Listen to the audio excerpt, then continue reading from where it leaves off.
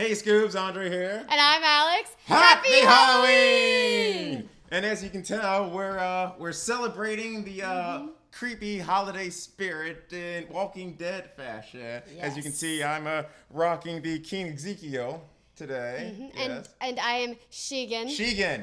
Just being a badass, Sheegan. my typical self. Gender flipping Jeffrey Dean Morgan. Sheegan. All right, today, need something to watch to get you in the Halloween spirit? We've got you covered here with our countdown of our top 4 Halloween movies in Scooby Foresight. That's right.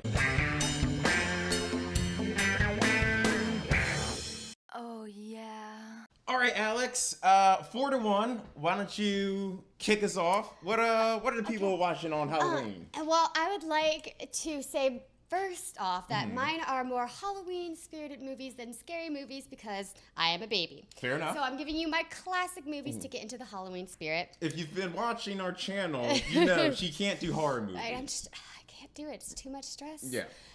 So I love the classic. It's The Great Pumpkin, Charlie Brown. Andre made fun of me for this, but it is an amazing Halloween movie. I watch it every year, and it really gets me in the mood and makes me very happy and nostalgic. So, hate all you want. Hey, live your life. I'm just not into the peanuts. That's just me. All right. For me, at number 4, I'm going with one of my favorite movies, horror comedy directed by Guardians of the Galaxy director James Gunn, Slither. If you're a nerd, you've seen this movie, you love it. If you haven't seen this movie, you will love it. Nathan Fillion, Elizabeth Banks, Merle, aka Yondu from Guardians of the Galaxy. Again, James Gunn. Funny stuff. Basically, a parasite lands on Earth, takes over the small town, and Nathan Fillion, as the town sheriff, has to kill it. Pretty straightforward. Great stuff. All right. So my number 2 is The Babysitter. It's a new movie streaming on Netflix right now. I'm unfamiliar. It's a Mick G film, so you know it's pretty campy. It's fun. Okay. Ugh. Andre just is hating on my choices this week, but it's a fun You said horror Mick movie. G. Yeah. Sorry. Go on. My mistake. Sorry. I'm interrupting. It's a fun horror movie. It's very campy, but it's entertaining. It's, one of those like dumb teen movies. I really enjoyed watching it. Bella Thorne's in it, and it's just about a little boy that has a babysitter that happens to be in a satanic cult, and he's trying to get away, and they're trying to kill him. It's fun for the whole family. Actually, the plot doesn't sound terrible. The plot. It's good. Mick G. All right, number 3 for me is The Descent. Basically, a group of, I think, 5 or 6 female friends go spelunking in a far-off, isolated cave. I love that word. Guess I never thought about it, but it's a funny word. Yeah. No. Sorry. Continue. No, they go spelunking or cave climbing in like this sort of isolated cave. When they're down there, you're dealing with a couple things. First of all, this could just be a movie about claustrophobia, like 27 Hours Later. You could have just did a whole 90 minutes of these women trapped underground and then them dying. Add to the fact that there are human-eating mutants down there, picking these girls off one by one. It's an amazing movie, terrifying. They keep the mutants in darkness half the time. You don't know what's coming out of these girls. Watch The Descent. Highly recommend. All right. Moving on to something lighter. I really enjoy the 90s Mary-Kate and Ashley's classic, Double Double Toil and Trouble.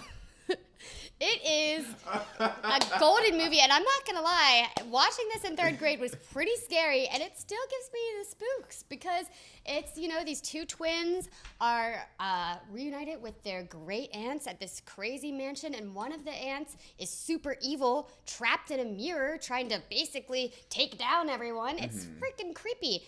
And the other aunts Mary-Kate and Ashley Olsen, you say? Yeah. Sure. 2 of the greatest actresses of our time. Created some golden entertainment throughout my lifetime. Sure. So yeah, making sure the beard stays on.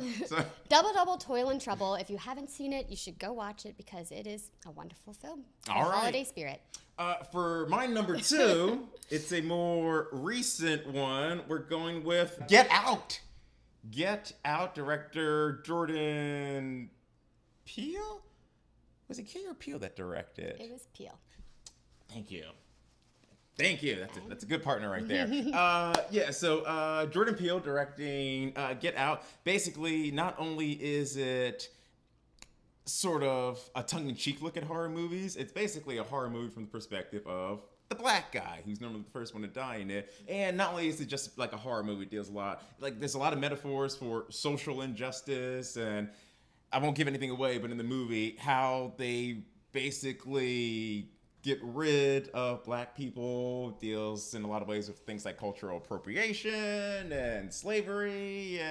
It's a great movie. One of the best films that came out last year. That didn't come out this year, did it? Oh my God, I think it did. It came out this year. Wow, I think it came out back in January, but it feels like forever ago. Well, you know, it's almost been a year. It's almost been a year. We'll give that a pass. Yeah, so check it out. Get Out. It's good stuff. All right, and my number one, this is a little spookier, but also a classic from the 90s, The Addams Family. Okay, now, I can't give crap on this one. Okay, thank you. I got some Andre approval here. I love The Addams Family. Love The Addams Family. Love it. Wednesday is the original bad bitch. I love her. I actually dressed up as her for Halloween last year. I get it. Yes, I had a thing for Morticia when I was a kid. Thought Yeah. she was really sexy in that tight She dress. She was killing it. So yeah, that's my number one. Everyone knows and loves this film, so I think that it can get everyone into the holiday spirit, and I really enjoyed around Halloween. I will sign off on some Addams Family, Thank especially you. Addams Thank Family you. Values, where they go to summer camp. Love that one when I was a kid. And for my number one, we're going with Cabin in the Woods. Now, surprise, surprise, this movie was written by Drew Goddard and Joss Whedon. I'm laughing because he comes up a lot. Almost every episode he comes up. But this one is a deconstruction of the horror genre. Almost how, you basically have 5 teenagers going off to a cabin in the woods somewhere and they get picked off one by one.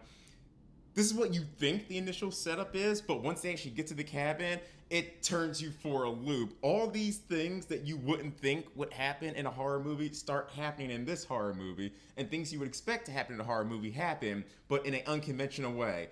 Like, I would love to do like a full review on this one day. Maybe we actually will do a full review on this eventually and like break it down, like why it's I'm gonna have to watch it. well, we'll get there. It's a horror comedy, so maybe.